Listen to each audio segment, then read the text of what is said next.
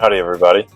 Last time we talked about creating our fully parametric pad. This time we're going to go over our stacking lip, which is going to involve using these 3 offsets here to create 4 different profiles. I'm going to start with creating our variables. Similar to our original profiles and datum planes from episode 1 and episode 2.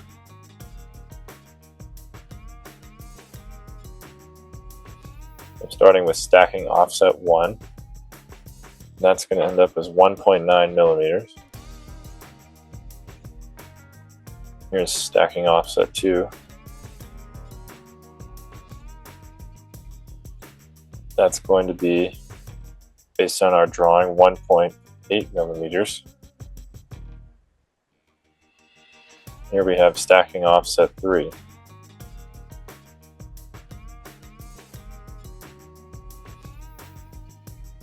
Of 0.7 millimeters. Now I can move on to creating my datum planes. This time I'm going to select the face of an object to create a datum. And its attachment is to the pad's face. I'm going to click OK. Now I'm going to create a sketch on this datum plane. I want to create a carbon copy. So if I remember correctly, GW, yep, that's the keyboard shortcut. And I want a carbon copy of my box outline. So there's my outline right there. And I'm going to right click that to exit the tool. And to make things a little easier, I'm going to name this box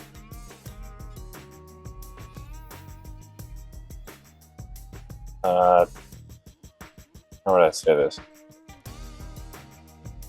Box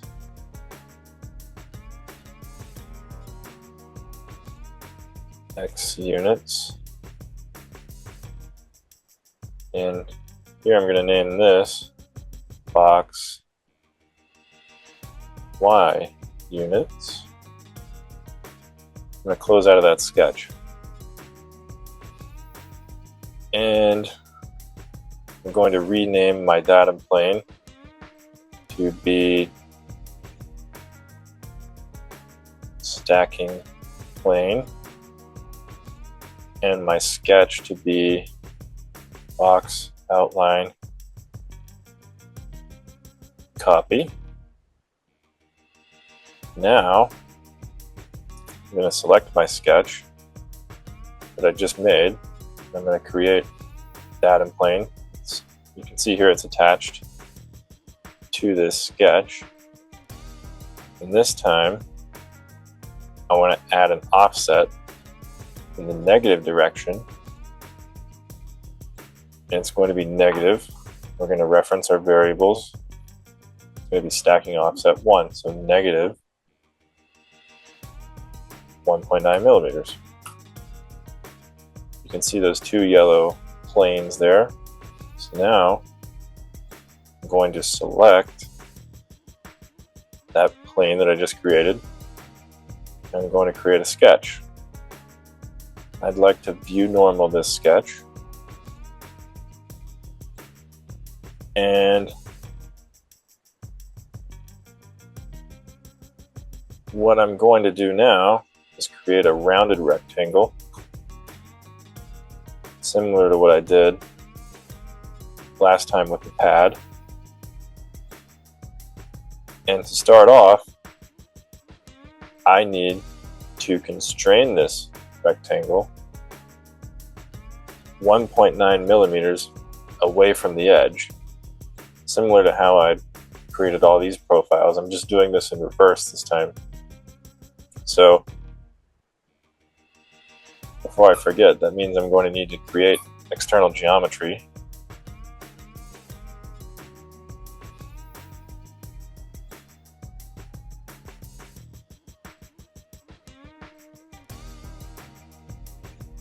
And I'm going to use my smart dimensioning tool Something to note, I learned this the hard way, is whenever possible in FreeCAD, you want to reference a dimension using a point, not a line.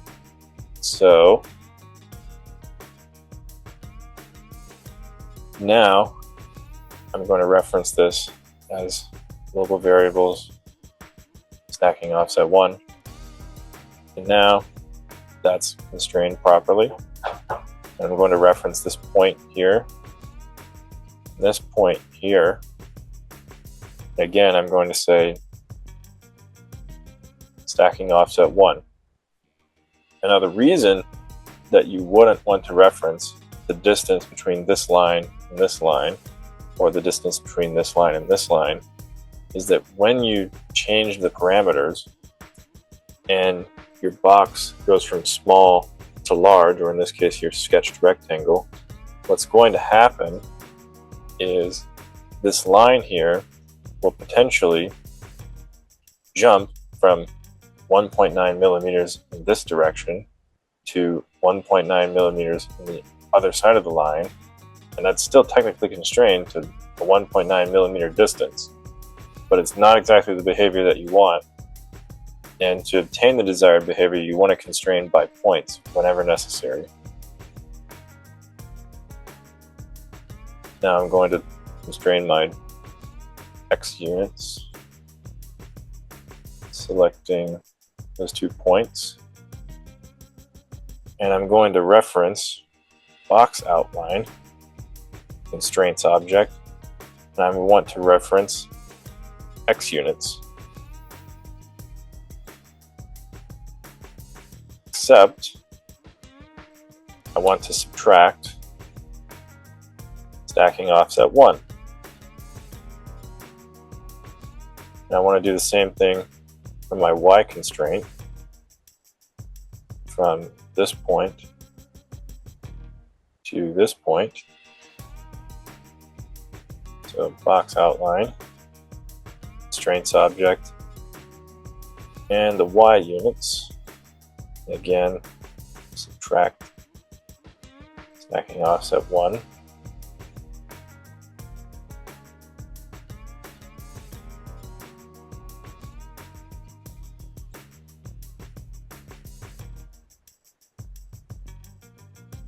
I have made a mistake. Similar to our beginning episodes, I don't need to subtract 1 stacking offset, I need to subtract 2 stacking offsets. So I corrected that in the X direction. I'm going to correct it in the Y direction right now.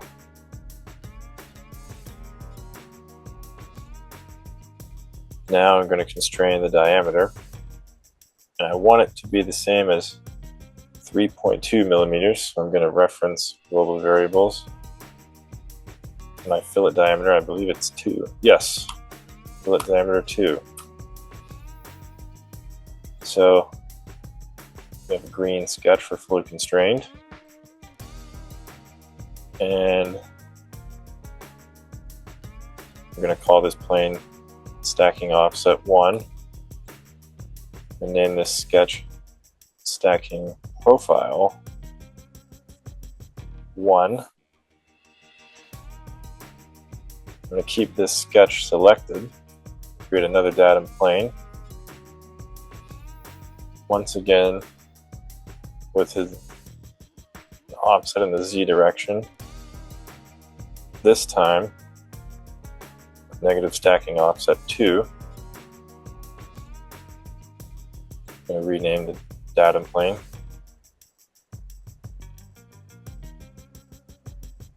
And I want to create a sketch again. Once again, I'm going to view normal, and I want to create a carbon copy of stacking profile 1.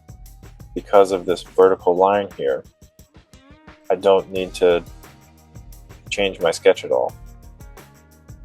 I'm going to close. I'm going to rename this to stacking profile 2. Still have that stacking profile sketch selected. Create one more datum plane.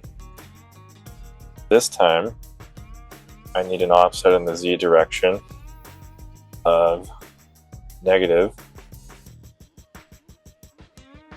stacking offset 3.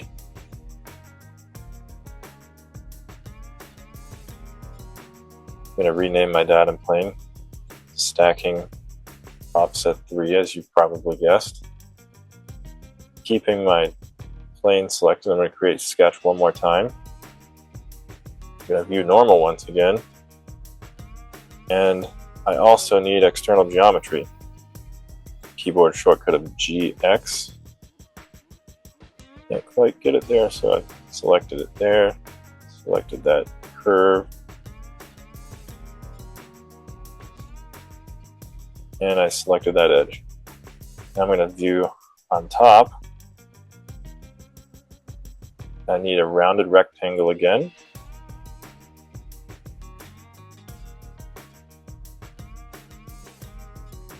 And we're going to use the Smart Dimensioning tool again, constraining it by its points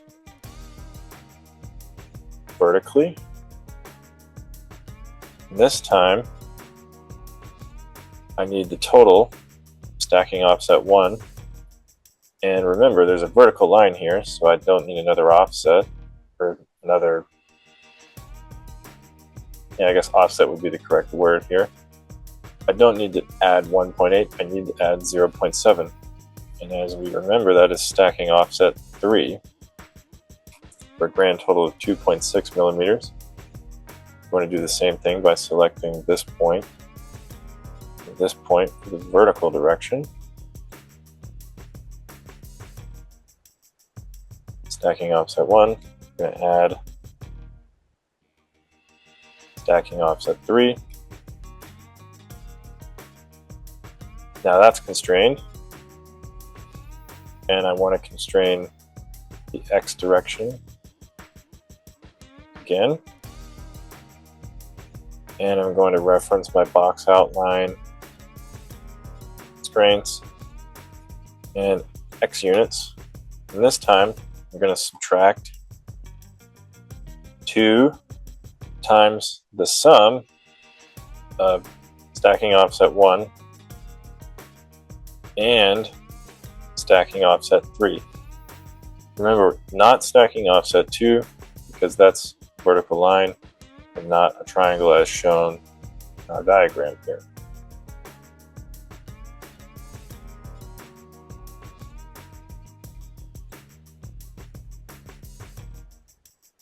And I need to do that one more time for the vertical direction.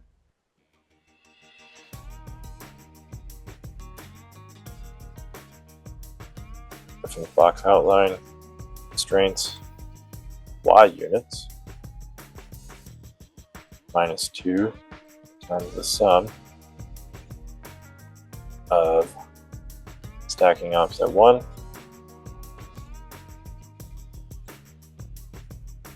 plus stacking offset 3. Remember to close your parentheses, and we can see that those two numbers are the same. So I'm going to constrain the diameter, press on KO once again, and that's going to be this fillet diameter right here, which is 1.6 millimeters. So I'm going to reference my variables. Fillet diameter, not 3, fillet diameter 1, 1.6 millimeters. And our sketch is going green because we're fully constrained. I'm going to rename my sketch stacking profile 3. And now, going back to my box outline copy, I'm ready in this toolbar to select Subtractive Loft. And remember, we want to click Ruled Surface again. We want to add all of our sections. So we already have stacking offset our box outline. So we want to add stacking offset 1, stacking profile 1, stacking profile 2, and stacking profile 3. I'm going to click OK. And now our subtractive loft has showed up. To make this CAD more readable, I'm going to select all my planes, hit the space bar to hide them, and now you just see the object. So before I forget, I'm going to click Save, and I just want to make sure that the CAD functions properly. So I'm going to give an arbitrary value in the X units, and my CAD model updated. And it seems that we still have our stacking lip in there. Now I'm going to update the Y units to an arbitrary value, and it appears that we still have our stacking lip on every edge for all of our sections. Now we haven't done anything to take care of our patterning our first height unit, but that's a separate video, and we're getting there. But if you've made it this far, you should feel pretty good about yourself seeing a CAD update in real time with multiple features being updated at the same time. If you like what you see, tune in for more, and like and subscribe. Thank you.